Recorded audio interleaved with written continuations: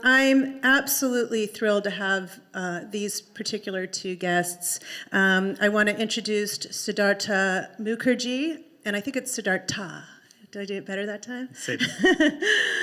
Sid, who is a physician and biologist and a professor at Columbia University, and many of you will know him as the Pulitzer Prize winning author of The Emperor of All Maladies. And his most recent book is The Gene, An Intimate History, and that's available for book signing afterwards. Please let's welcome Sid Mukherjee.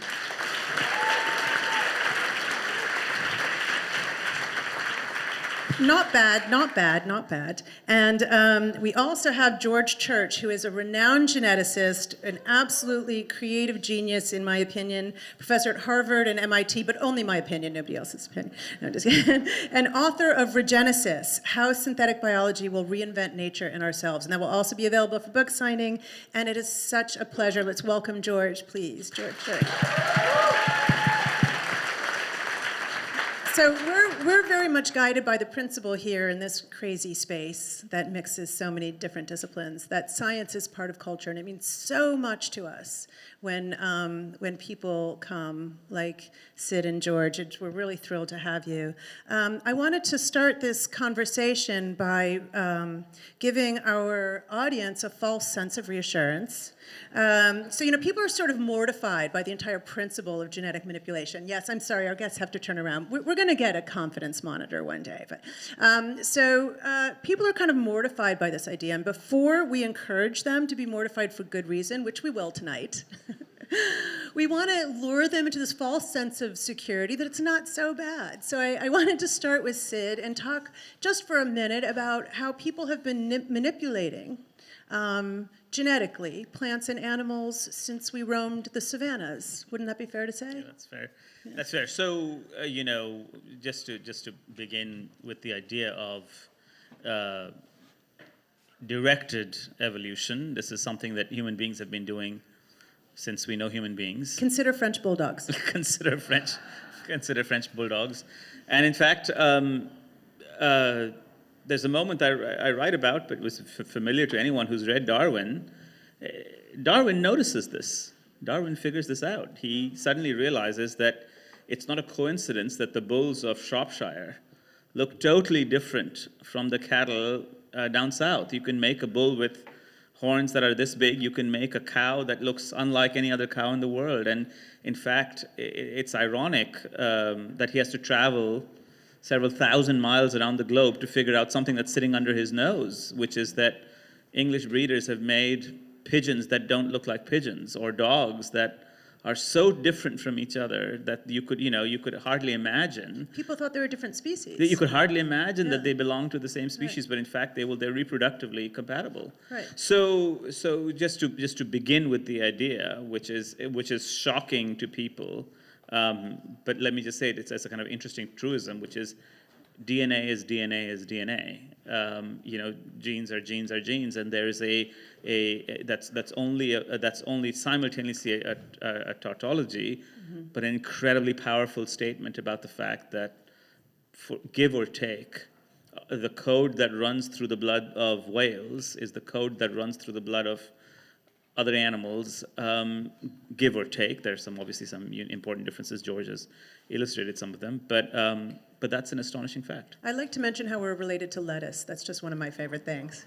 And George, is it true that of our entire genome, we're only about 1% differentiated as individuals? Is that the right statistic?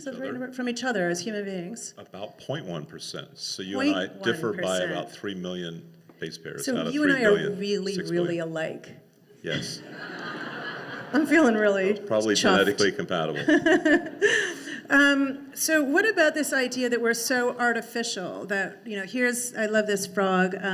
This frog was largely, if I understand correctly, the history bred through artificial selection, which is just breeding, like we breed dogs, and then was also genetically modified to fluoresce. And I just wanted to ask your opinion, because I've heard you talk about whether there's natural selection versus artificial selection and what it means to be artificially manipulating nature. Right. Well, so I think most of us have some special affection for things that are natural, but natural isn't so great. It brought us smallpox and locusts and, homicide and so forth. But I think that this is fairly natural in that you probably got the fluorescent gene from a jellyfish and put it into a frog, they're close enough.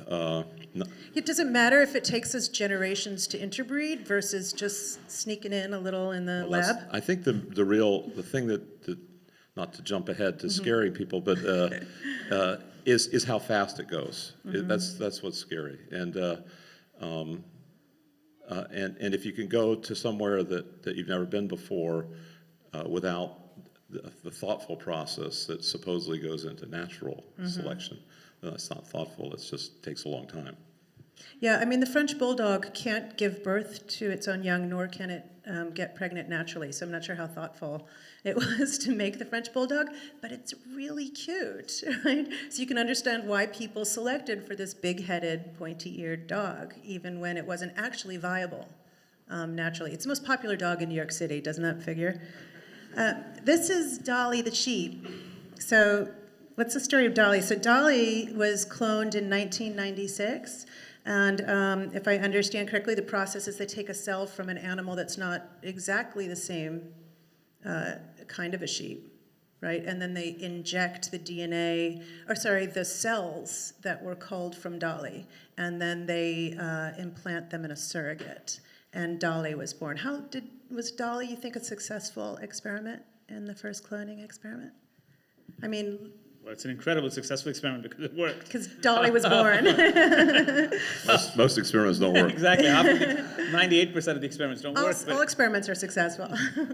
But what's important about Dolly, of course, I mean, there are many things that are important about Dolly, but what's important about Dolly is the fundamental realization that if you take the oocyte or a fertilized egg and you suck out the nucleus and replace it with an adult nucleus, the nest, which is the rest of the embryo or the oocyte, and the egg, which in this case would be the DNA of the adult animal, contains all the instructions basically together to make a perfectly viable animal. Now that's a very, very important principle because it allows us to begin to think about ways of manipulating humans, which is of course going to be the center of this conversation, in a way we didn't have the technology to manipulate them before. People say, oh, it's a sheep, but the difference between human beings and sheep is not that much. Sorry. So Get over it, yeah. but suffice it. In animal form, it was pigs. Exactly. 4 legs sheep, 2 legs human. But all this said, I think that the meat of the discussion here is the fact that we are at a kind of technological place where we need to make some important decisions. And the technology has brought us to that place. And if you don't participate, if you don't know the vocabulary, if you don't know the history, and you won't be able to participate in the conversation. And this conversation is extremely fundamental. Why is cloning seem so like 20th century? Like, why don't we discuss cloning as much as we used to? I mean, as opposed to 21st century. Yeah. Is that what we're in? It seems so last. Well, I think part of it is that a lot of the discussion was about cloning humans, and nobody really came up with an amazing application for cloning humans. Nor has you been possible yet. No one has cloned a primate really from adult primate cells. Has it not been possible? I mean, or is it? It's probably possible. It just hasn't happened yet. Okay, and so that took some of the wind out of the sails. It just seemed like, wow, we suddenly went from frogs to sheep, and then mouse and cattle, and so it's popular among people who want to resuscitate their pet, but they're actually disappointed because it isn't really the same as their pet. It's a clone. It's like another member of the breed. And then for agriculture, it's quite valuable. Although have I gotten 2 emails in my life from people who wanted their deceased child cloned, the answer would be yes. But it must be technically possible at this stage.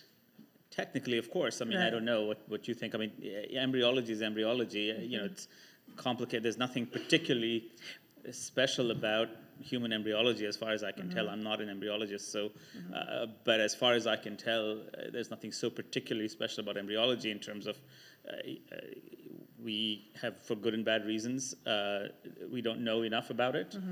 But if you can clone a sheep, the answer is you can, yes, clone a human being. I agree with George. I don't know what you would use it for, aside from, as I said, the peculiar human impulse.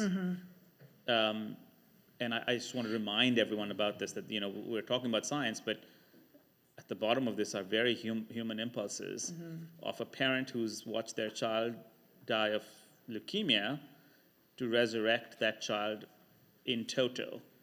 Those impulses are very, very real. Those emails are not false. They're very real. So that's... It just seems very interesting that there could be some insight when you clone a dog and you find out that that dog is different in personality. It doesn't remember the tricks. It doesn't have the spots in the same place. It doesn't have this, because that happens What in they really want is in a utero. copy, not a clone. That's right. They want to The copy. spots wanted- happen in they want- utero, right? So it's not... Yeah, most animals are mosaics. You know, there's Right. every cell in your body is probably a little different from every other cell in your body, but it's reflected very often in the idiosyncrasies. Right. But it's not, but Janna, this is to emphasize this, it's not the clone, but it's the nostalgia behind the clone. It's the impulse behind the cloning that's important here. And it's the same, it's not, the clone is just the idea of cloning is just the manifestation of a certain nostalgic impulse to control humans and nature. It just interests me, because we'll get to this later, that there was some kind of it regulated itself somehow with cloning. So let's see what's happened since. We have a slide on the wall here, which I'm going to describe from my notes as being a human set of stem cells that were cultured in the lab and then transferred hair and stem cells. They were also genetically modified also to fluoresce. Presumably using the jellyfish gene. And then they were implanted into a hairless mouse and grown on its back. And so here's my question, which is, why? George, why? Yeah, so I don't really have to defend this because I didn't do this experiment, but I think the idea is that if you want to show the potentiality, if you've done a manipulation and you think it should result in hair, then you have to either recapitulate all the hair growth completely without any animals involved, or you use an animal, which tends to be a little bit easier because they provide the right hormones and nutrients and so forth. Eventually, I mean, we're getting to the point where we can do this kind of experiment completely without involving animals at all. You can do it in human cells. You can now differentiate into almost any kind of cell you want, or any kind of organ you want. So this is your idea, or as it's not an idea, it's something you've confirmed, that you can take, let's say, a skin cell, return it to an embryonic cell, and then return it again back to the skin cell, but it will be a young, fresh skin cell. Okay, we're going to get to this later. Maybe we could get to this now. I don't know. I wanted to do this later, but, you know, is it like baby cell? Well, so you've jumped to the two subjects. I mean, We'll the get first there. the first one is we can do it Yeah. with help of animals. Then we can differentiate it into anything. We can make neurons, we can make blood vessels and so forth in the lab without animals. And then finally, if you do a full cycle from an old cell to some embryo-like cell back to the same kind of original non-embryonic cell, it now has had everything reset as if it's a baby skin cell. People are moaning because I prematurely pressed the button for this cell. I mean, this slide. So, This one I'm definitely not going to defend. Again, it's my understanding this is cow cartilage that was intentionally put into a mold in the shape of an ear. And I'm not quite sure I understand how it was transferred to the mouse. But Sid, you might be able to speak to this, which is the intention, as I understand it, of this experiment was to foresee medical applications of having things like transplants and opportunities for medical applications. And So, looking at this, I know this experiment a little bit because I used to work next to Joe Vacanti at Harvard. But looking at this, it's a mouse that's seems to be immunocompromised. I'm not sure, but yes, I think that's right. It's probably a mouse that doesn't have its own immune system, so it can't reject foreign organs or cells that you transplant into the mouse. But importantly, the idea is to use this mouse as a kind of vehicle to transplant in this case, a molded ear, which you then put presumably human skin cells on and human cartilage forming cells on, etc., so that you can get a fully realized human ear, so that if you were Vincent van Gogh's friend, you could bring to this human being a fully formed human ear. The point here is the following, which is not this mouse in particular, but of course the point being that once again, we're actually still edging up to what happened 5 years ago, which we haven't even tackled yet. No. But before 5 years ago, we were at a stage where, as I said, animals had been cloned, although, as George pointed out correctly, the exact medical application of this was not clear. We were at a stage where many organs had their stem cells identified, and I'm a stem cell biologist, so we've watched over the years organ after organ, finding that within the organs there are stem cells that will regenerate many parts or subparts of that organ. So we were at that stage. And tissue engineers were working away, and embryologists were working away to recapitulate all of this stuff so that to make human organs in other animals, et cetera. That was the landscape, as that landscape looked like, I would say, 7 odd years ago. Is that fair? 7 odd years ago would be. So that's where we were, and then something happened. Yeah, we're going to get to the something any minute now. I know you're talking about CRISPR. Yep. We're going to get there. Among other things, but I'm talking about Yeah. something, a series of things happened. CRISPR is only one of them, but a series of things happened. And it's important to realize that CRISPR is only one of them. These were missiles that were flying in the air. CRISPR was one of them. It's probably the biggest one of them, one would argue, but one could have that. Who's big, who's small, doesn't matter. But the landscape 7 years ago looked like this. We could clone animals and make other animals. We had identified stem cells in tissues that could be transplanted potentially between human beings, and we had created artificial sort of three-dimensional organs, and we understood enough about embryology that we could figure out sort of how embryology works. I'm going to insert one more thing that's important as the background, which is that it's very important. Which is that we had learned to sequence genomes. And we were beginning to identify what the consequences of not one genetic variation, but multiple genetic variation had on an organism. So that's sort of where that's the background, that's the landscape that we edge into. George, I know you have an anecdote about this slide because you told me just earlier. Didn't you say that they made, obviously not just this one mouse, but there were a whole bunch? With right, ears there's on an their artist backs? who has worked with this group to develop as many artistic components as possible. One of them is having many of these. Yeah. Another one is putting the mouse's ear onto her own skin, and then another one is bringing back Vincent van Gogh's ear. It's funny that you should mention that. Yes, it was really funny. By that you actually should mention finding that. his descendants or the relatives. So Vincent van Gogh will get his ear back, but unless we clone him, it will. But if we clone him, he'll have his ear, and he might not be the kind of person who cuts his ear off anymore. Okay, so moving right along.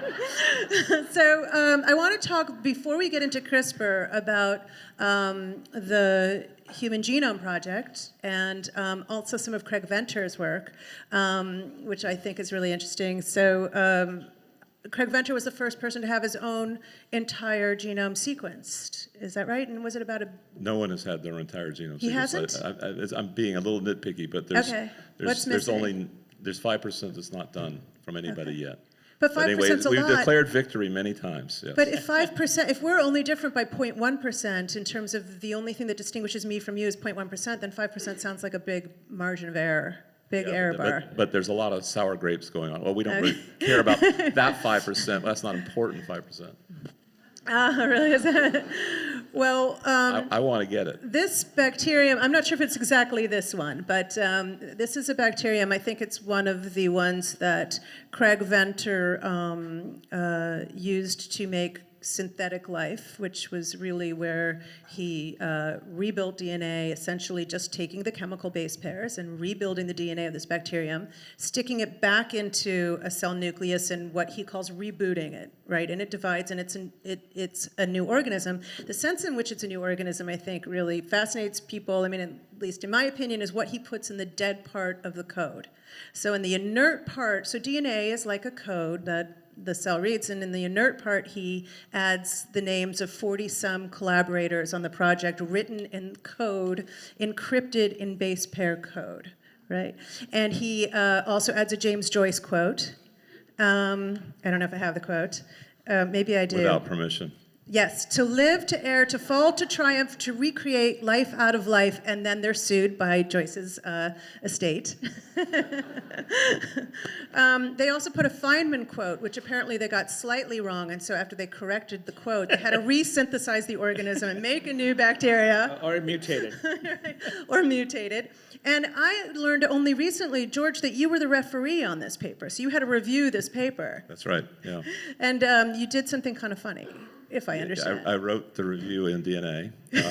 In DNA code. In a slightly different code than the code they used. And I sent it in. Now, usually the editor reads it to make sure that I'm behaving myself before they pass it on to the authors, because I could have, been trash talking. But since the editor couldn't read the DNA, she had a choice of sending it back. And she sent it on. And they cracked the code? Yeah. And they read your review? Clyde Hutchison, who's one of the senior authors, wrote a program to crack the code. Mine was a better code. I think that's pretty impressive. They also have this bacterium also has a website address as part of its genetic code. So it's the first animal to have an actual website address in its DNA, and it's alive. It reproduces and it divides and it's alive. Did he accidentally get some on his shoe on his way home, and should we be concerned? Like, how concerned should we be that when we modify an inert part of the code that it's maybe not as benign as we think? Well, most animals that humans have spent a lot of time modifying, whether it's by artificial selection, natural breeding, or molecularly, wouldn't last a second in the wild, or maybe a few years. Think of letting a farm animal loose in the jungle, or A French bulldog loose in yeah, that's a good one. French lunch dog. These bacteria he started with didn't grow so well to start out with. Right. But what you're making an important distinction, and again, just to sort of barrel ahead, you're making a distinction between two important kinds of consequences. And it's important to realize that they're related, but they're different. One of them is a series of consequences for the biosphere. And of course they're related, so there's an arbitrary line of distinction between them, but there's a series of consequences of the biosphere, and there's a series of consequences for human beings. And of course we're part of the biosphere, so they're interconnected, but really it helps to distinguish between one and the other, because they have different long-term effects. So as we move along in this conversation, one thing to realize is that as we learn to manipulate genetic technologies, obviously it's worthwhile splitting it up into consequences for the biosphere and consequences for human beings. And of course, we're not really an individual entity, as Yes, we were of course, talking about earlier. How much they're of our body these are mass related, is, yes. So how much of our, is it body mass? What unit should I be using? Is our own DNA versus another organism's? So a lot of times people try to exaggerate a little bit by saying we're 90% bacteria or non-human. So, and that's true. I know some people like that. It's true by number. It's true by number, but by mass, it's only 1/20th of our mass, but it's 10 times the cell number because the cells are very small. Right, so it's 90% of the And DNA most of it's in our strands. gut, and you know what it looks like. You see it frequently. Right. It doesn't have a lot of intentionality, as it were. So we're an It might. ecosystem. It might be running the whole show, Yes, for all we we know. know. Yeah, I mean, how much of those organisms dictate how our DNA expresses? So we have this DNA code, but how it expresses has a lot of environmental influences. And so how much of these other organisms affect the expression of our DNA? You think it's a lot, or you think most of that's in utero, and then once we're out, we're kind of cruising?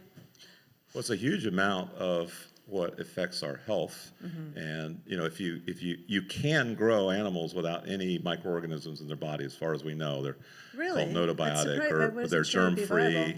You can have mice, chickens, goats, all sorts of things. But you can usually see an effect. There's some kind of effect. Sometimes they have more autoimmunity, for example, autoimmune diseases. If you have the wrong ratio, so let's let a few in.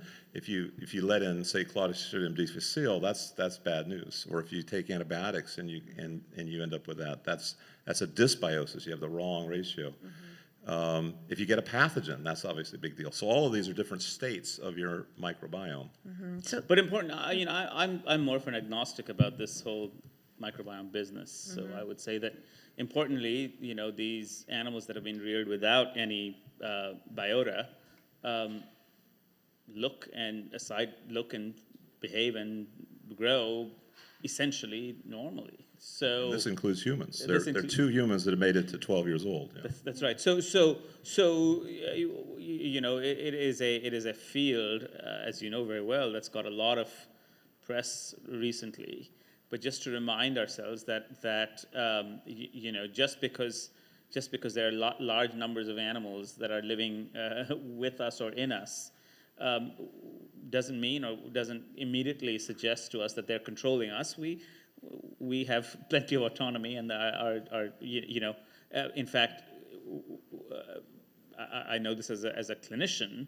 Our bodies are designed to prevent them from controlling us. That we spent a lot of time and energy as beings, as organisms, to stave off their capacity to enter or invade or control our systems. It's a field in evolution, so it's a little bit hard to tell, but certainly it's not as if, if you take away the bacteria, you're born without a brain. That's not true. So in some sense, we learn to accept them, but maybe also to exploit them a little bit, but maybe they're not as necessary as we've been led to believe. It's interesting. So I wanted to show this slide, which is now bringing us into CRISPR, which obviously we're all kind of itching to talk about. This is electron microscopy of a bacterium being invaded by viruses, and it really is viruses, isn't it? The plural. It's not. It's because it's not. It's not viri. Yeah. Okay. Viruses invading the bacterium, and so the virus is actually injecting some of its DNA into the bacteria, and the bacteria is going to fight it off. And this is where CRISPR. People knew about this mechanism that bacteria had. Can you tell us, George, a little bit about how that works, the CRISPR mechanism? Right. So should I say what CRISPR stands for, by the way? Sorry, I would or would not. you? I think just that, leave that. Just I breeze think that over that. all of the letters of CRISPR are unrelated to its current use today, and every one of them is a jargon word itself, which requires unpacking. So I don't define it. Keep going on. Yeah, keep going. We should have discussed this beforehand. No. Actually, I think that's very illustrative. Yeah, it is. Okay. Anyway, what it is there's 2 main ways that bacteria fight off these viruses. One of them is restriction enzymes, which was the basis of the recombinant DNA revolution in the 1970s. And the other way is CRISPR, where CRISPR is more complex. Restriction enzymes, they basically have And a fixed... You were part of that in the 70s, that discovery. No. Some of those discoveries I used recombinant DNA. I was one of the early adopters, but I was just a graduate student. But we did develop new sequencing methods using it. Sorry to interrupt. Go ahead. No. So the restriction enzymes have a fixed site that they will cut, a fixed set of ACGs and Ts, and they'll cut that, and they just have strategies for how they will protect themselves from their own enzymes. Okay. CRISPR is more sophisticated. It takes a look at the viruses coming in, it takes a snapshot, it takes a little piece of the GATC strings and stores it away in a place where it's going to be able to remember it if it survives. If it survives the first invasion, then it and all of its offspring will have access, and it'll say, that's bad DNA. If it ever see it again, I'm going to cut it. So it has two parts. One is the memory, and the other is the cutting. And it's So the it cutting is literally- what everybody is infatuated with. So it literally looks at the DNA. It makes like a vaccination record if it survives, and it can pass that on to its offspring, so that its offspring will also be inoculated. And this was known for a while. 10, 15 years? Well, or the that it sort of CRISPR was did this. discovered It's- through it's a just staring at junk DNA in the computer in 1987, but it was really mysterious what all those repeats were doing until somebody did another computer thing and noticed that they were related to viral genome, little pieces of viral genome. That was the memory. And then around 2007, they started realizing it was actually an immune system. So is this immune system, Sid? Do we have this? Do I have a CRISPR immune system? Like, do I go in and edit DNA? Not as far as we know, but certainly multiple species of bacteria have variants of this. So it's really bacteria specific.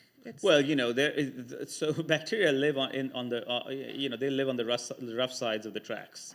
Well, of here's evolutionary some tracks. really gross bacteria. This guy lives in our gut. That's the rough side.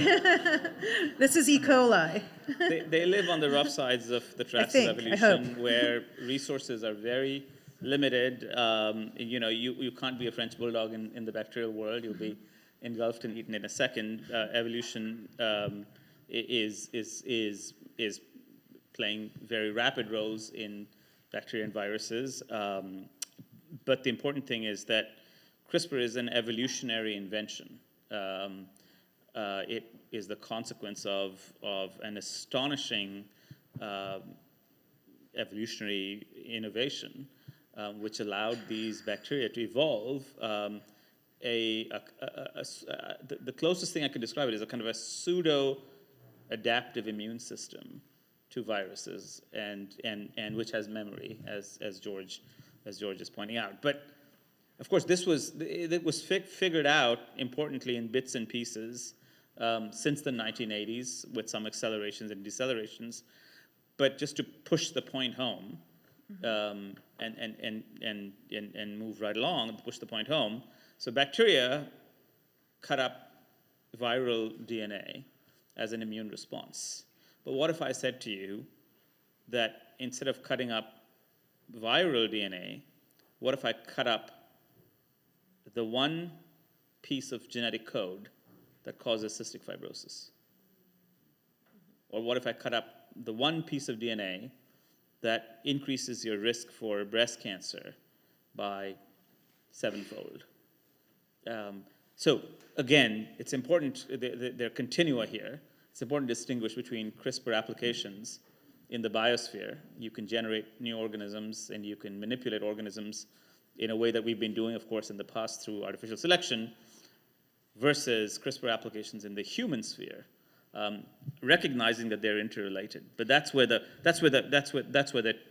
coin falls. That's where the cookie crumbles. So just to catch us up, it's understood or sort of vaguely noticed that certain bacteria have this CRISPR mechanism as an immune system, literally cutting the DNA of the virus and being able to cut and paste, basically, and rearrange the DNA. And then what happens that makes it so exciting? What is the big, I know that you were very fundamental in some of the recent advances that have made CRISPR go from an oddity to boom, this is going to change everything. That was a question. Well, it changed from an oddity to a biochemical experiment to a technology around the end of 2012, published in 2013. And my lab was involved in that. Some of my previous lab members were also involved in that, like Feng Zhang and his lab. And that technology required changing it from cutting machine, which even for the genes that Sid just mentioned, cystic fibrosis and BRCA1, let's say, you don't want to cut them. You just want, because what the human cell will do is it'll make a mess at that site, and you don't mutations? actually. It will you'll make a break, and then the cell will be desperate to bring the two pieces back together, and it'll do that in an error-prone way, which is great if your goal is to knock a gene out. If you have some unhealthy gene you don't like, for example, the receptor for the HIV virus. That's an example of a gene therapy where you want to do what's called editing rather than what we used to do, which is putting in an extra copy. The original gene therapy was putting an extra copy. Anyway, for cystic fibrosis and BRCA1, you don't want to knock them out. You want to fix them. And that was part of the technology that was completely missing up to that point. It wasn't used in bacteria as far as we know, and it wasn't used in any experiments at that point. It was making what's sometimes called homologous recombination, basically not only cutting, but providing a donor DNA to make whatever you want. At that point, that's real editing. I call the other kind of editing genome vandalism. But in any case, and that's people are excited about both kinds. They're actually excited about both kinds of editing. Mm-hmm. Yeah, and it's important because actually I wanted to catch you on what you said before, Janna. You said bacteria have a capacity to cut and paste. In fact, what they don't have the capacity to really is paste, and that's a very important distinction. The cutting is the recognition and cutting in a deliberate gene-specific way. And let's be very clear so that everyone understands this. When we introduce mutations for natural or artificial selection, there's no deliberation about it. If you shine an X-ray on a cell, you can certainly introduce mutations, but you can't tell an X-ray, go shine yourself on the BRCA1 gene. You can't tell a cosmic ray, go and disrupt the cystic fibrosis gene. You can't tell that. It's a random stochastic process, etc. But the CRISPR innovation, as far as the bacteria are concerned, is that bacteria learned how to say, go tell your system, this system that the bacteria have, go tell it to cut only that virus and not any other virus in a sequence-specific way. That's the innovation. That's the crucial innovation. It's literally programmable. The programmability came afterwards. The first piece that the bacteria figured out, the programmability is important. Right, the bacteria figured out, but the specificity is the first step, is to figure out that only go cut in a way that you can't tell a cosmic ray or an X-ray, only go cut that piece of DNA in that virus. Now, once that was figured out, that was step one. That's an idea of deliberation or specificity. The second piece, which was very important as well, was to figure out that was programmable, which is that if the bacteria could figure out which piece to cut, then human beings could engineer it and make sure that rather than go and cutting a virus, because you and I are not interested in cutting a bacterial virus, we're interested in cutting genes that are human genes potentially, or genes in a tomato, whatever it might be. So the programmability was step two. But step three, which is an important step as part of it, is to piggyback on natural processes of the human genome and thereby allow it not just to cut, but to paste information into the genome. The pasting is a piece of this puzzle, but there were really two or three steps. The first step being the figuring out that the bacteria had such a system. The second step being that it could be programmable, and the third step being the introduction of novel genetic material into the human genome. Like this. Like right, that. so this is an example of where very specifically CRISPR was used to cut a very specific sequence and replace it, as you were saying, the bacteria can't paste, but scientists have learned how to do that, how to tell it to bring a new sequence in and recode it and make a blue strawberry. So while we're here, now what? So we've talked a little bit about clinical trials and how that can be used for the AIDS virus in a very positive way. This is, I believe, a cancer cell. And for cancer, this can be a very interesting method. I mean, how close are we to medical and clinical applications? Do you want to take that? Well, we could share it because Sid is very interested in cancer, and I'm very interested in immunotherapy with using CRISPR.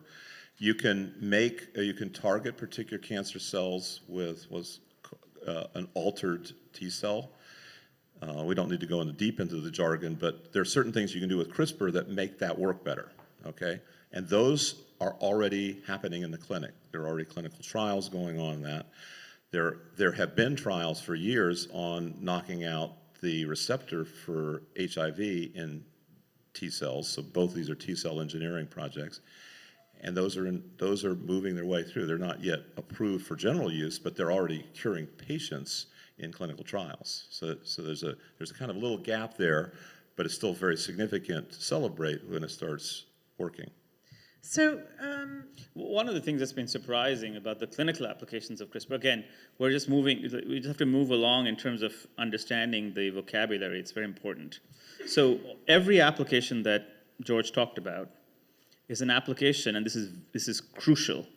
Every application that George talked about is an application in a disease, but most importantly, when you make that modification, you do not transmit that modification to your children. Okay? So in other words, you introduce a genetically modified T cell that can attack a cancer. When you have a child, that child is not born with a genetically modified T cell because, of course, that information doesn't get into sperm and eggs. That's very, very important to realize. And we are coursing along at good pace with so-called somatic therapies with CRISPR. So just to give you a couple of examples, sickle cell disease. There, in that particular case, you can create a blood stem cell which is now reprogrammed, re-engineered not to have the sickling problem, and you can reintroduce that stem cell into a human being who has sickle cell disease. To a grown human being walking around, yes, not an embryo. That's right, to a grown human being. In fact, it's much easier to do in a grown being than an embryo.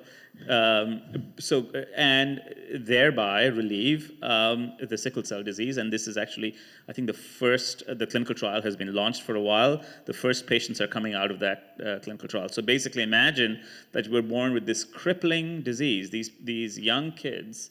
I'm a hematologist. Every weekend at the hospital, you would have a young child with sickle cell disease, crippled with pain, getting oxygen and fluids because we had nothing else to do about sickling. Now you can potentially modify their bone marrow, replace the sickle cell. But, and this is the important point, sadly, should they transmit that gene to their children, changing their bone marrow won't make any difference, right? Because the sperm are created not from the bone marrow. So those applications are marching along, and we'll talk about this more. But basically, most people in the medical world are excited about these applications. When we've looked to see if there can be nasty side effects of CRISPR, et cetera, they haven't turned out to be many. We'll see as time goes along. Well, let's talk at the embryonic level. I mean, this is actually, I think that this is a pig egg being fertilized artificially, but it obviously doesn't really matter at this stage. Let's say you're looking at embryos and you want to start to genetically modify children. I mean, what are we talking about here? I mean, every time I hear this discussed, I hear these very sort of polite conversations about scientific ambitions and medical applications, but technology is so accessible. This is not $1 billion to get a CRISPR kit. You can get a CRISPR kit by mail, and you can learn how to use these tools in DIY labs. And if it is so low level, what if I'm not a scientist driven by the ethics and principles and interests of science, but I mean, like, for instance, can you make my daughter a unicorn by August, which is her birthday? Okay, that's benign, but what if it's wilder? What if I discuss human beings are so limited, screw human beings. I don't want to just make brown eyes or blue eyes or tall or short, or I want to make a new species, which is based on Homo sapiens. I mean, how far can we stretch this? George. Right. Well, I'm looking at you. So let's back up one step, not 10 steps. You jumped ahead 10. We'll back up one, which is we've only got 15 minutes. Yeah, 5-0. Yeah. So let's talk about the slippery slope from where we are to where we're going to go. So we have 2,300 gene therapies in clinical trials right now. That's a lot of different genes. Some of those work better in adults than they do in children, but many of them work better the younger you get it. So if you're going to go blind, then there are some gene therapies that cure blindness. You better get it pretty early, or else they'll just be able to detect photons. They won't be able to read faces. Other things like, many of the most severe genetic diseases like microcephaly say, so much developmental damage has happened before they're even late fetus that you can't really do it anyway other than germline.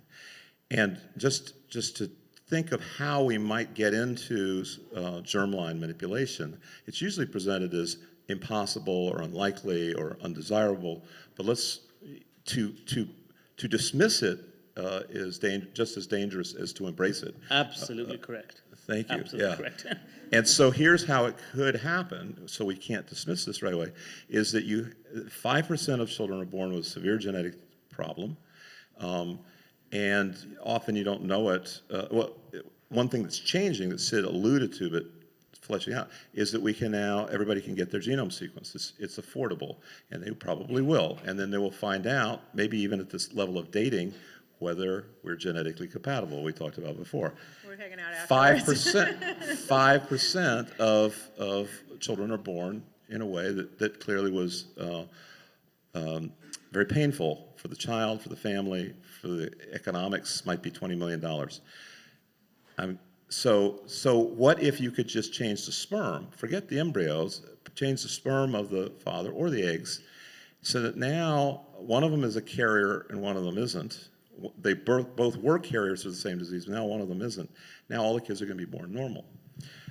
That would be germline, but it would be changing it back to what everybody else has, so it's pretty well tested. It's not putting any embryos at risk, and it's replacing the medical standard right now, which is abortion. And a lot of people don't consider abortion a great option. So let me just interject a couple of thoughts about it. So let me just backtrack a little bit and say, I'm an oncologist, so intervening on human physiology is not foreign to me. I'm an interventionist. I put toxic chemicals into human bodies for my living. Which changes the germline, by the way. Which changes the germline, among other things, yes. So let me just, with that basis, there are two more pieces of, we missed one piece of technology, and it's an important piece of technology along that way. So as I said, we started off, we were drawing a timeline. So just to flesh out that timeline, in the 1990s, as we learned to sequence genes and then ultimately genomes, we also learned actually to do something called prenatal genetic diagnosis. And it's an important piece here in this puzzle. And that is basically, you can now biopsy an embryo in vitro. And if you take a couple of cells out of the embryo, and if you do that at the right stage and the right circumstances, you can then in fact sequence not just one gene, not just two genes, potentially the entire genome or parts of the active genome of that would-be embryo, and you can decide to implant one and not the other. Now, why is that important? Because it's important because it's already had enormous clinical impact. Now, what kind of impact has it had? So in populations of where Tay-Sachs disease has very high prevalence, you can choose not to have a child with Tay-Sachs disease.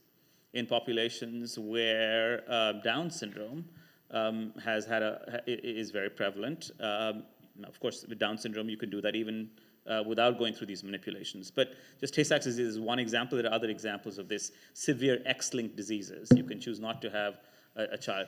Now, why is that important? Of course, that's important because that technology, by the mid-1990s and certainly by the early 2000s, already allowed us to do things that were very important and I describe this in my book as subtractive technologies.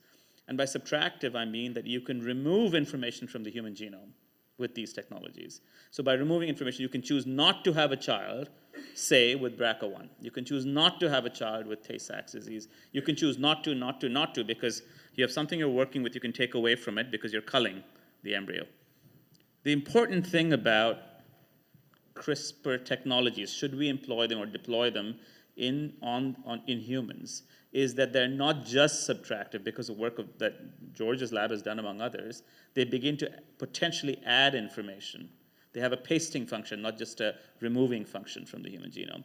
That's very important because it now changes the landscape of things we can and cannot do. Just to summarize, there are two things you can do that you couldn't do before. Number one is it's tough in the subtractive method, in the genome culling or the embryo culling method, it's tough to intervene on multiple genes at the same time, just because of the numbers game. You know, you run out of numbers. If there are 8 genes that you want to manipulate, it's just tough numbers-wise, because every time an embryo is created, it's created by assorting or segregating. So it's tough to intervene on 8 genes at the same time. And number 2, as I told you before, you can never enhance the genome. So what CRISPR, to me at least, as a physician, scientist, what CRISPR allows us to do, philosophically speaking, is 2 things that no other technology allowed us to do before. Number 1 is that it allows us to intervene on potentially multiple genes not at the same time, but sequentially. And number 2, it allows us to put information in the human genome that wasn't there before. Now that's the innovation as far as the human genome is concerned. I don't know if you agree or disagree, George. I agree, yeah. So I feel, again, that these are all very responsible. I think they're laughing because I put this slide up. This is, again, a glow-in-the-dark chicken. So it's only there for your amusement. We're not going to talk about it.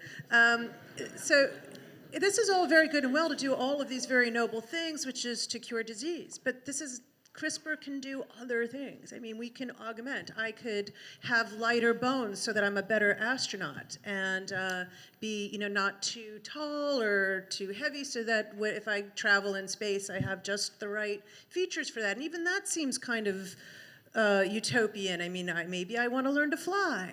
I want to grow wings. Well, just to interrupt you, Jenna. Yeah. Virtually every eugenic movement Yeah. in human history was Yeah. based on the conception of utopia.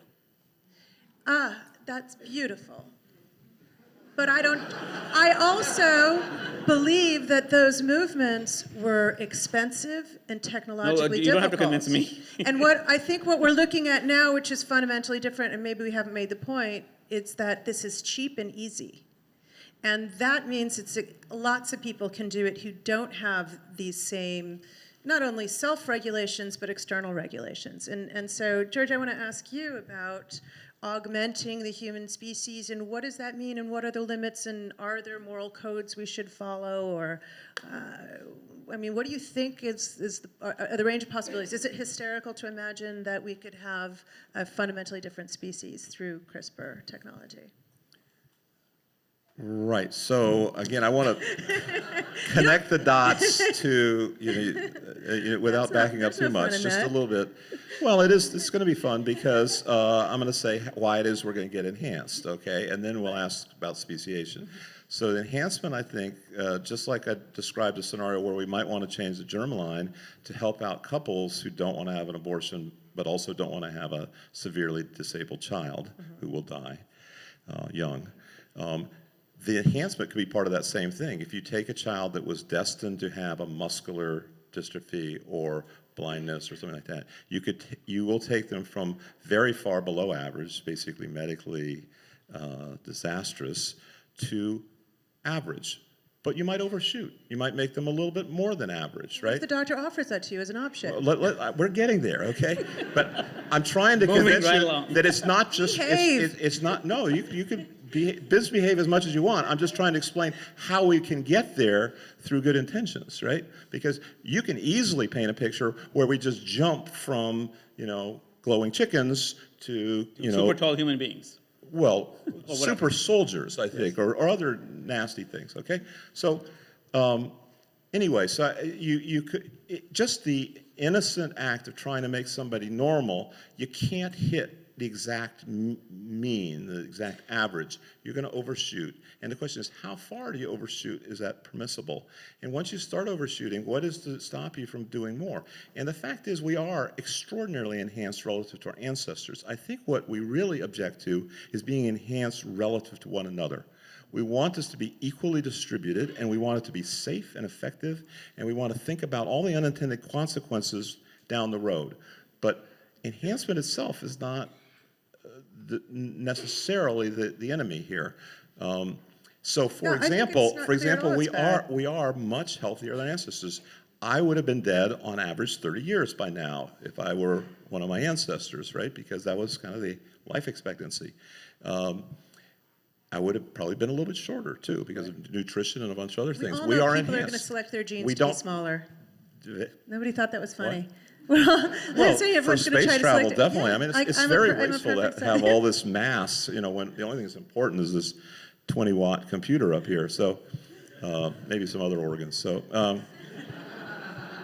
anyway, so I think once Depends you on the start, wattage. if you start, what? So it depends on the wattage. Wattage, yes. Right.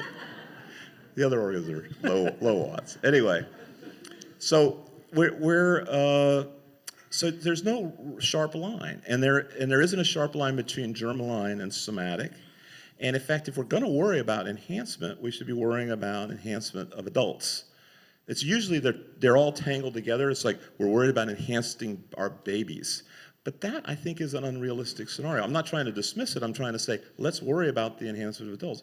Because, and stop worrying about sports. Of course, that will happen, but there's not nearly as much motivation to enhance for sports as there is to enhance for capitalism and things like that. So I think that's where we're going. I mean, there's no real stopping it very easily. There's no bright lines. Well, so just to give you a sense of, again, what the timeline looks like, last week there was the 3 weeks ago, the National Academy of Sciences gave us some guidelines. Whether you agree or disagree with them, I'll just lay them out for you. I like that report, actually. Yeah, I like the report too. It's a thoughtful report. Importantly, it's a report that involved not just people working, not just people in the genomics world, several physicians, several patients, patient advocates, bioethicists, etc. Here's what the report suggests, and again, it's a moving line. So do with it what you will, but at least we have to draw a line in the sand. It divides the world into 4 kinds of questions. The first kind of question is using these genome-altering technologies for laboratory experiments. In fact, we're beneficiaries. I run a cancer lab. We're beneficiaries of the kinds of technologies that George and others have invented. We can make a change in a cancer gene and ask the question, what happens? Why does that cause cancer? In a way we couldn't do 5 years ago. So these are basically laboratory experiments. They're contained. They're meant to ask important questions. And basically the National Academy said, of course, go ahead and do those kinds of experiments. There's no restriction. Obviously there's some safety restrictions, but given those safety restrictions, they said, go ahead. Okay, that's category 1. Category 2 is it asked what happened if you make changes in cells which do not get transmitted to the germline, to future human beings. And so I give you an example of that, changing the bone marrow of a patient with sickle cell disease. And the Academy report said, in the context of clinical trials, let's go ahead with those kinds of applications, especially, obviously, if we're tackling diseases, if they're diseases. Now, category 3 and category 4 get very interesting. Category 3 is changes that affect the germline of human beings. So can we change genes that will therefore be transmitted to your children and your grandchildren and so forth forever? And in fact, frankly, I had personally expected that it would say that in category 3 that we should be restricted and make no changes until we figured out more about the system. In fact, it did something very surprising, and the report says that if there's a disease that there's extraordinary suffering that the disease brings, and number 2, if there's really no justifiable intervention, and I would add that as long as there's relative amounts of free availabilities, in other words, this technology is not only available to the wealthy and not to the poor, then for category 3, the National Academies of Science report said that we should consider this. This is actually potentially permissible for human beings. Category 4 goes beyond that. It says this is for enhancement. So basically, you're not trying to tackle a disease or an extraordinary suffering, but you're actually trying to enhance. Just to give you some simple examples, height or athletic ability or intelligence, whatever that word might mean. I've written about this, that word is a rather nonsensical word. But whatever those things might be, if you want to enhance. And the National Academy of Sciences report said that that's where we should be restricted right now. It's not permissible. So that just gives you can disagree, you can agree, but it gives you a landmark as to where people in this country are thinking. Well, I know also that, George, I have this slide here about aging skin cells. I think maybe you can talk about this a little bit also, which is on the left, the cells are older, and on the right, they have been CRISPR'd. I mean, you talk about age reversal. Right. There are possibilities you take a cell, you revert it to an embryonic state, and you bring it back to be a skin cell. And so where are we with things like that, using CRISPR for things like that? Well, I try not to be a CRISPR advocate, even though it would benefit me to be so. There are many ways, as Sid has alluded to, there are many parts of this revolution, there are many ways to do this, but there are at least 3 or 4 different systems in animals where you've been shown to get profound aging reversal, either from young animal blood, there are factors in the blood, some of which are unknown. There are 4 regulatory factors that we use to reprogram stem cells. If you express those in mice, they will reverse aging. And there are other things that you can do that will literally reverse aging. It's like the next Botox. It's more than It's like Botox. a radical, like you do have your whole epidermis. Right. So kind of impressed. so the, More than Botox. So what happens is you can look for, so there's a new opportunity, which is to use gene therapies to test these ideas. They're either things that have been proven in animals to extend longevity or to reverse aging. Those are different things. You can turn those into gene therapies very easily, and then you can test them out in mice, and then in dogs, and in humans. And this, this could happen quite quickly, and this could be considered augmentation, just as surely as smallpox vaccines and rockets are augmentation. And it will spread much more rapidly in adults than it will in babies, because babies, it takes you 20 years to do the first test, then another 20 years to do the second test, and then another 20 years before it's widespread in the population, if it was successful. While with this, you test it, and you might see results in a few weeks, and then everybody tweets it, and then everybody gets it, right? But let me just kind of move along in this conversation, which is to say that, just to remind us that, and I think it's important to note that CRISPR is one of a fleet of technologies. I actually am particularly interested in things that George has been involved with, which is to synthesize the human genome from scratch, which would, if we could do that, would in fact dwarf the power of CRISPR in some ways, because you could rewrite, not in one fell swoop, you didn't have to depend on this viral or bacterial immune system, you could write the code.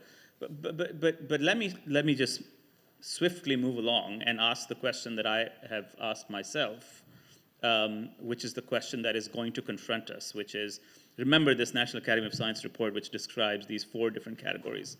The question that I'm asking myself is, let me talk very personally. I have a family history of a debilitating mental disease, mental illness, so schizophrenia and bipolar disorder. It has. I write about this in the I write opening about it in the book, of the gene in the forward. Yep. And now let me ask the question, which will be a question that I think, and I really think, in my heart of hearts, I think this is a question that our children will encounter, which is, if I have just now either I have just sequenced the genome of a would-be embryo, or I have discovered in my own family history the possibility of a genetic variation that increases the risk of autism to 50%. Would I intervene, whether by CRISPR technologies, whether by resynthesizing genomes, et cetera, whatever the technologies you choose? Those are just the platform in which to ask the question, what if I told you that number? How many people in this audience would take the number 50% of a risk of autism in their child? Accept. Interfere. Sure. Is this high-functioning autism or So low-functioning? let's start by saying, no, those are important questions. Let's start by saying high-functioning autism. So basically, the child may have maybe socially debilitated, but may have otherwise $1 billion. Yeah, right, exactly. So who would intervene? Who would intervene here? Okay. That's a show of hands. That's only because half our audience is And way which too young to way? have children. Which way? Would you like the one that's going to be a geeky billionaire or not? Yeah. We're going to have a lot of conversation afterwards. I really hope people, we're not quite done yet. I have one more topic I really want to discuss before we open it up for questions. But these are all great things that we're going to be able to discuss afterwards at our genetics bar. I think the last topic I want to talk about is in some sense the most far-reaching. And that is that we're at the stage where we're thinking about programmability. We're thinking about biology as we might a computer system. There's hardware, which is very organic and wet hardware, but nonetheless hardware, and codes. And quite literally, you're working in codes in this conversation's about venture, but also with CRISPR, it's coding and programmable. And so at what stage when we're thinking about, let's say, artificial intelligence, are we being naive to be thinking about metal and wire and copper? And why aren't we thinking about artificial intelligence at the level of biological organisms? And in some sense, isn't that a more aggressive frontier to pursue if we want to make an artificial intelligence? I mean, at what stage are these different fields? If we talk about transhuman or augmentation of humans and we talk about artificial intelligence in the computer, at what stage do these become fuzzy? I'm not sure what my question is exactly. Well, but you guys have been doing pretty well with that all night, so that's okay. I can read where you're going. Thank you. I think, yeah.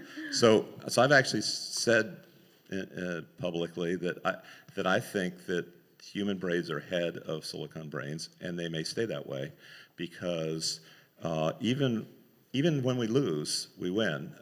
Which is, we lost Go, we lost chess, we lost Jeopardy, but this is a 20-watt brain competing with a 100-kilowatt brain, which is doing one thing, right? It's not, probably the Jeopardy contestants were saying, gee, do you think I forgot to get the milk at the store?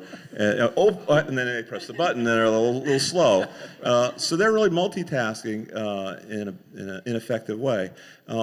Anyway, the point is we're ahead, and what's going to happen is the computers are not going to suddenly take over the planet, with Skynet.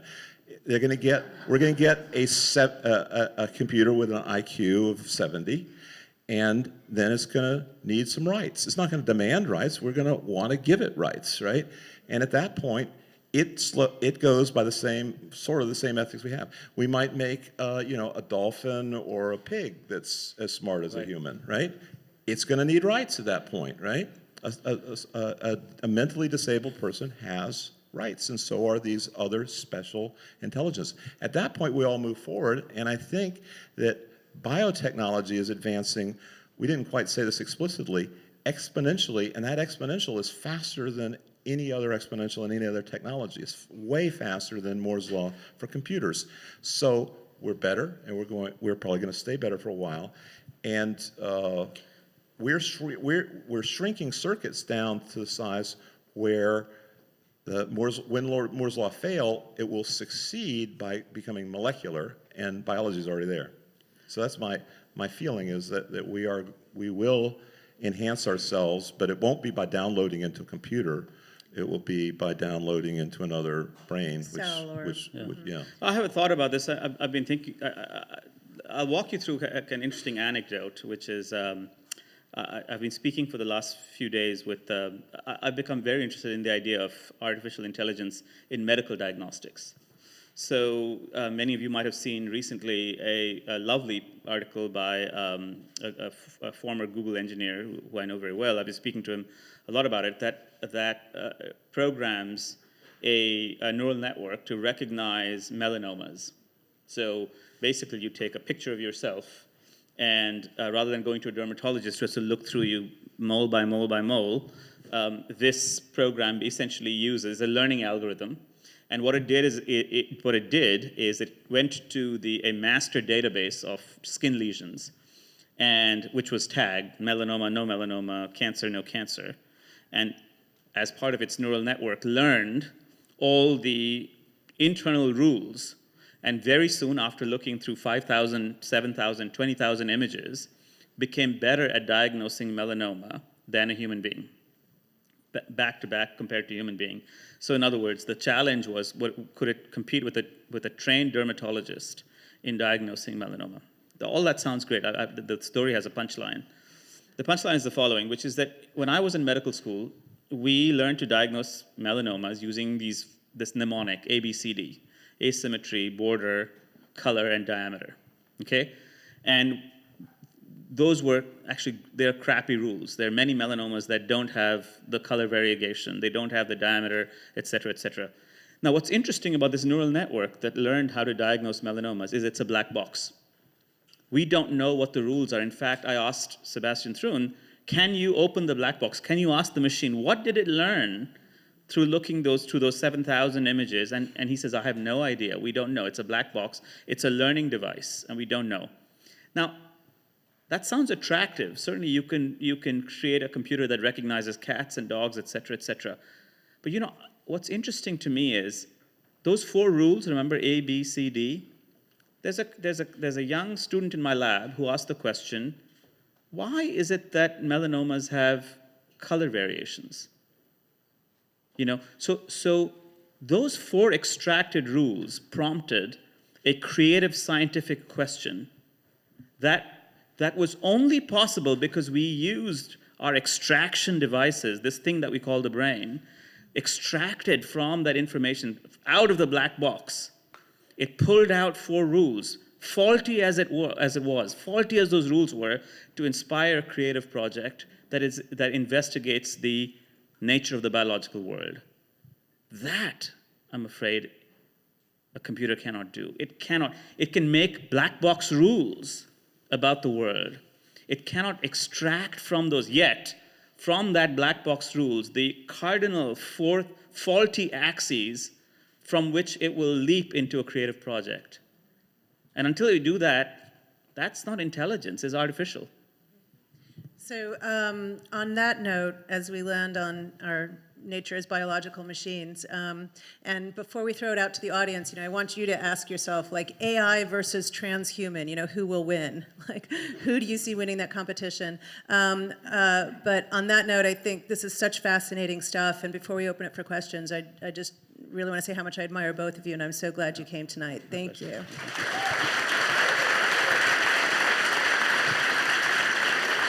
Hello? We have some microphones running around. If you have a question, raise your hand, and a microphone will come to you. I hate this. What? You don't have microphones? I do. Can you not see? Lauren, there's somebody right there. Hand up, 3rd row. Hi. I noted that you didn't mention gene drives much, which when people are looking at controversy, something that shows up pretty early on. I happen to think that the idea of employing them to get rid of malaria seems like a really great idea, since 3,000 people die every day. That's a 9/11 every day from malaria. But there are a lot of people who are very, very nervous about it. I let you guys describe what gene drive is about. I'm probably much better than me. Yeah, I think in a way it deserves more attention, and myself and bioethicists on my staff have alerted us, said that this is more serious issue than, let's say, human germline manipulation. Exactly, and that's the biosphere versus human sphere distinction. And so what do we worry about? The gene drive is a way that you can engineer wild organisms to have a payload in such a way. It's not a virus, it's just spread through normal sexual transmission, so it does require that kind of reproduction. And for example, it could spread through a malaria mosquito, Anopheles gambii population, resistance to malaria. It could spread through Lyme disease-bearing mice, resistance to Lyme disease. So if you break that chain, then you can make the parasite or pathogen extinct, essentially. A lot of these pathogens are human-specific. You break the chain once, and it's it. The downside is it could be that the pathogen has some redeeming features. We don't know of any for Lyme disease or malaria. Could be that you hurt the mosquito somehow inadvertently, and the mosquito has some redeeming features, which we also don't know about, even though we've studied them pretty significantly, that there's no organism that's that depends on Anopheles gambii for either pollination, which is what the males do, or as food, which, there are fish called mosquito fish, but they don't actually depend on mosquitoes, et cetera, et cetera. But you need to consider all these and many other unintended consequences before you let something loose into the wild, especially if it's not reversible. So one of the first things we did when we invented CRISPR gene drives was we said, before we publish this, let's have a public discussion of it, and let's talk about reversibility. And we came up with a few reversibility ideas, and those have been tested since then, and they work. But they need to be tested again and again in bigger and bigger populations and more organisms before we pat ourselves on the back. And we now have come up with something we didn't even think we would come up with, which is a way to keep them bounded in space and time. So there's this Oxytec experiment, which... Oxytec is not really a gene drive. It's a way of sterilizing males, and that's something that's guaranteed to self-extinguish. In fact, from that standpoint, it's not a particularly cost-effective way of eliminating disease. It's a great business model, though, because... Keep releasing. Yeah, you release, you get some impact, and then they bounce right back, and you say, well, the second one's going to cost you more, right? Or the same amount. Anyway. Do we have another question? So just to say can't hear really you. quickly, We can't see you. You can't. Oh, Oh, sorry. sorry. Hi. We're running really late, so we're going to take one more question, and then we're going to have this genetics bar where you can ask geneticists all of these things. Hi. I heard when we were talking about CRISPR, the applications for genes and viruses. My sister has AL kappa amyloidosis. Protein. Talk to me.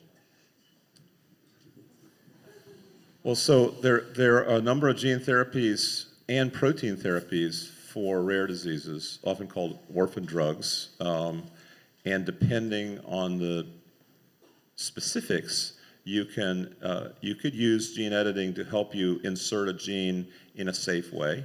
But many of these things, if you're missing a gene product, missing a protein, then you can use what I guess would now be called conventional gene therapy. Even though only one gene therapy has ever been approved, it's already conventional, and express that protein. So it's really just a matter of will, and the problem is the cost of developing an orphan drug is about the same as developing a drug that's going to affect millions of people. Which is and how much? hence the cost per person is higher. So the one gene therapy that's been approved is $1 million per dose, making it the most expensive drug in history. But it's cheaper than orphan drug protein because that's something where you have to keep giving the protein over and over for the rest of your life. So it could be many millions of dollars. So just to quickly tell you, just to open up our imaginations. So amyloidosis, terrifying disease. I'll tell you a later anecdote about, I have a very personal anecdote about amyloidosis that I can tell you later, but terrifying disease. Imagine, so our bodies basically are not very well adapted to ingesting and moving out, trashing protein substrates like amyloid, like the proteins that accumulate in your brain in Alzheimer's disease or in Parkinson's disease. These are so-called proteinopathies in which the protein accumulates, and for whatever reason, evolutionary reason, we can't really swallow this protein. We don't have the waste dispensal mechanisms. Here is the imagination that genetics allows you to do. CRISPR allows you to say, well, that's okay. I'm going to re-engineer a cell to create genetic information that never existed before in human beings to swallow and eat up and ingest or circumscribe proteins. That's the power. It's the learning the new alphabet is the power of all of this. The problem is that it's limitless. We don't know where we're going. But so it's one of the amyloid is something that I'm very interested in. My laboratory is very interested in. We've started saying, okay, we're not restricted anymore. We don't have to look through the human genome to look for things that ingest amyloid because they may not exist. We don't know how to. But let's look elsewhere. Let's make things up because we can now. And it's all of a sudden like discovering the fact that you know a new language. And there's no barriers to the old language. I don't know if you have a sense of that. So medically speaking, it is an incredibly exciting time because all of a sudden the barrier, you don't have to look in the human genome anymore. You can look outside. On that note, I think we're going to conclude the conversation, although I could talk about this all night. I just want to say that one day we have aspirations of building a genetics lab upstairs in this building. So come, make your unicorns irresponsibly. They won't be watching. We won't tell them. We'll have CRISPR kits. Thank you all for coming. Don't forget there will be a book signing and a genetics bar, and let's thank our guests again.